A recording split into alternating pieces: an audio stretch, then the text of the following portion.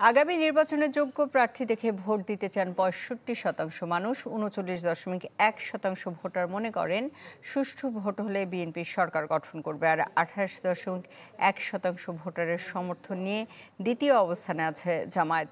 বেসরকারি সংস্থা ইনোভিশনের জরিপে উঠে এসেছে এসব তথ্য। চলতি মাসে দেশের ১০,০০০-এর বেশি ভোটারের তথ্য নিয়ে এই জরিপ করে সংস্থাটি।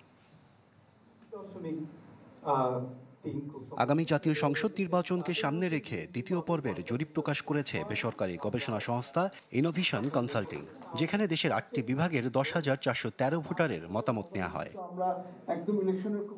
রাজধানীর আগারগাঁওয়ে জাতীয় আর্কাইভ ভবনে জরিপের ফলাফল তুলে ধরা হয়। জরিপে অংশ নেওয়া ৩৯.১% ভোটার মনে করে আগামী নির্বাচনে বিএনপি সরকার গঠন করবে, যেখানে ২৮.১% সমর্থন নিয়ে দ্বিতীয় অবস্থানে আছে জামাত।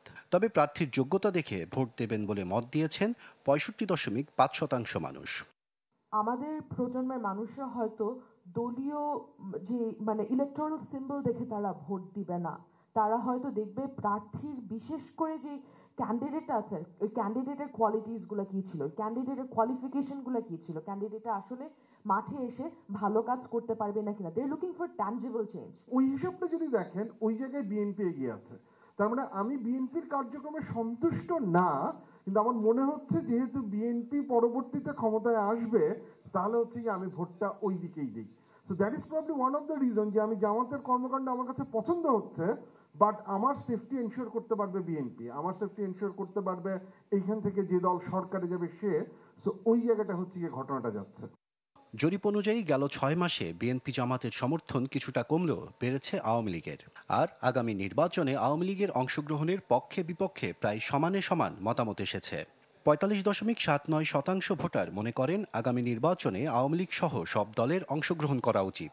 আর বিচারের আগে চান না ৪৫.৫৮% মানুষ। এখন আওয়ামী লীগ ইলেকশন না করার পরে দুটো জিনিস হতে পারে, যে আওয়ামী লীগ সরাসরি কোনো পার্টিকে সাপোর্ট দিল, ইট ক্যান বি আইদার জাতীয় পার্টি অর এনি ইন্ডিপেন্ডেন্ট।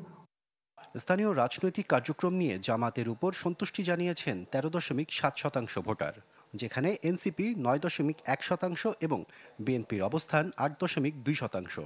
এছাড়া কম শিক্ষাগত যোগ্যতার ভোটারদের কাছে এগিয়ে বিএনপি, আর উচ্চশিক্ষিতরা এগিয়ে রেখেছে জামাতকে।